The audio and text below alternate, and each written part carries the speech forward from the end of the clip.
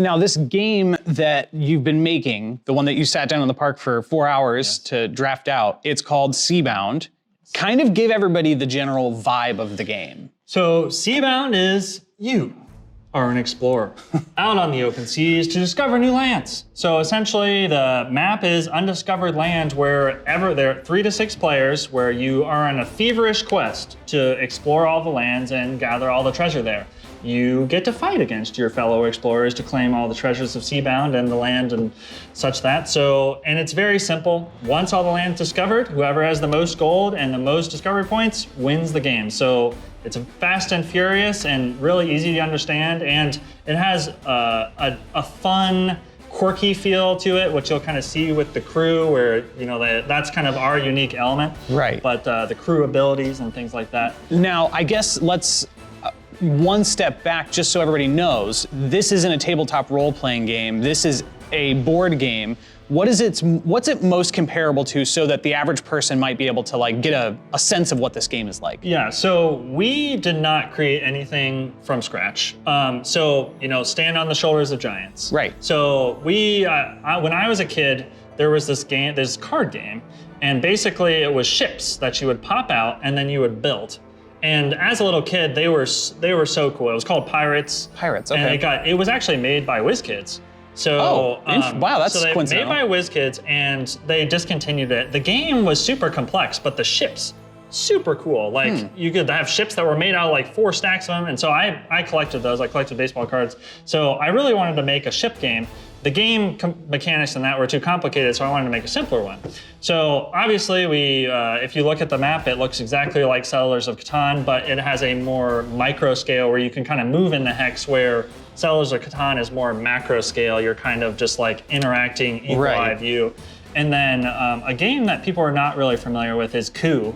Coup is like a werewolf game. Is that C-O-U-P? Yeah, it's like okay, it's a government conspiracy sabotage type game where you have 2 crew that do specific things, and then basically that are hidden, and you lie. They have abilities and be like, I'm gonna take 2 gold because I'm this person. Okay. So then people have to call you out. And so it's kind of like Werewolf, where it's kind of like a social game. So there's that aspect, and then finally Trouble. When I was a kid, Trouble was cutthroat. And rolling dice, there's just something about rolling dice and being like on that popper, and you're like, come on, baby. I need a 3.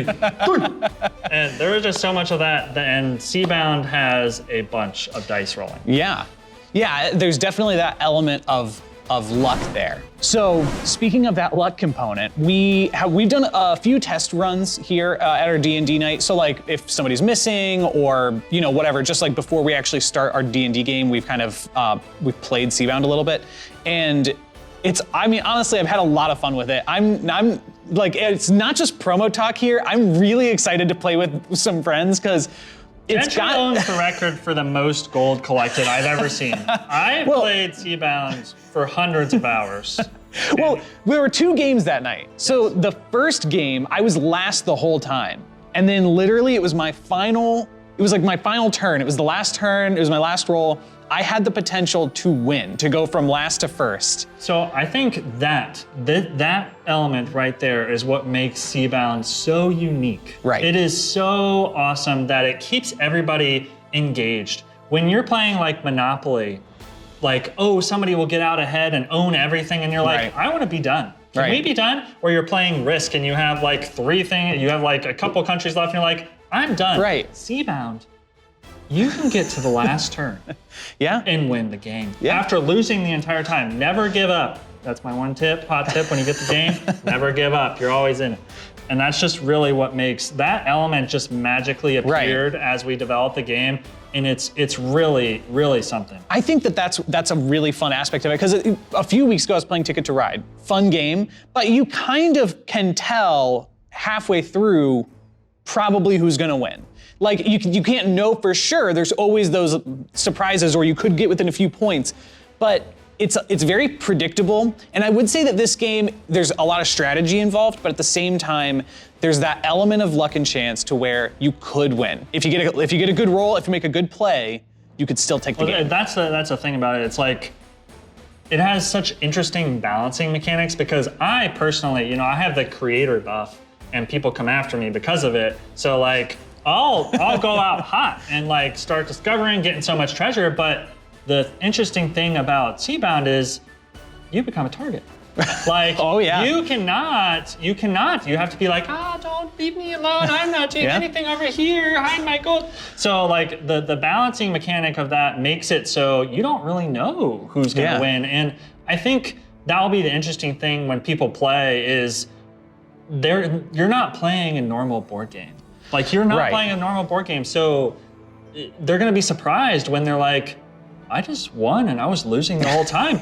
Like, people just don't understand that, and that's what I think Seabound is going to be able to do for people. Yeah, and it's a really great game, and I'm excited for other people to play it, but it's not commercially available yet, right? Not yet. So tell me a little bit about, I know that you're doing a Kickstarter.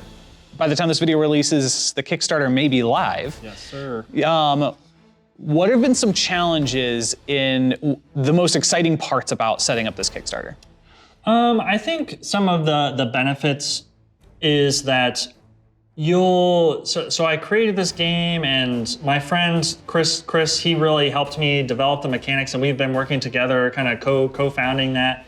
And when we got someone to play, just watching them be like, that was fun. Yeah. Like they were surprised. They were surprised, and it's because, you know, when somebody tells you they're making a new game or whatever, they're like, oh, this is gonna be stupid. It's the fact that you see that inspiration, they're like, wow, we're playing again, right? Like I've seen that over and over, and it's really, really touches the heart, and it makes me wanna continue going. That's kind of pushing through. Yeah. The interesting thing, or like kind of the challenges, is there's a lot of things that go into, you know, making a physical product. Yeah. Dealing with designers, being someone that has no artistic ability,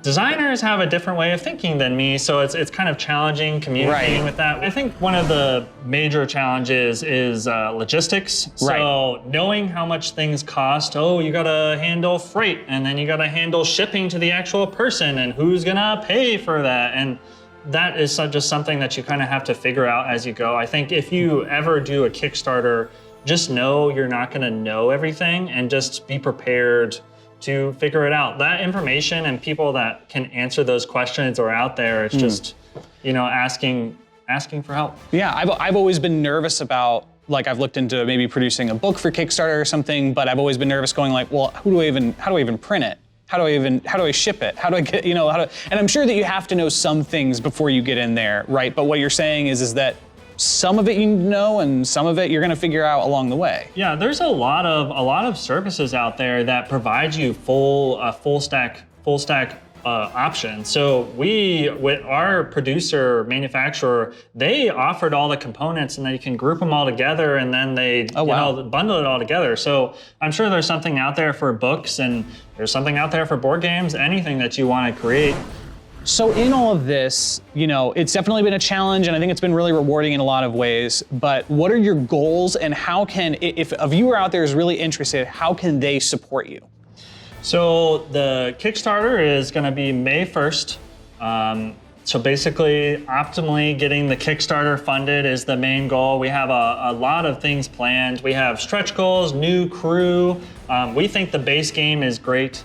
So May 1st, getting that funded is our goal. And then the interesting thing about Seabound that makes it so exciting is literally all I have to do is get you to play. It literally sells itself. Yeah. So basically, once I get it in your hands, that's the goal. That is my goal. Yeah. I want you to play Seabound. That's all I need. All right, thanks, Uncle Sam. Yes, all right. pretty much. So I want people to play Seabound because I don't know if you've noticed, I'm very passionate. Like, I'm super excited about the game, and it's a passion, passion of love, whatever you want to call it. But so basically, we have social media in all the normal places: Facebook, Twitter, Instagram, maybe TikTok, our website, seaboundboardgame.com, and that should give you all the links to the Kickstarter. So that will be running for 1 month, so get there while you can. But, Okay.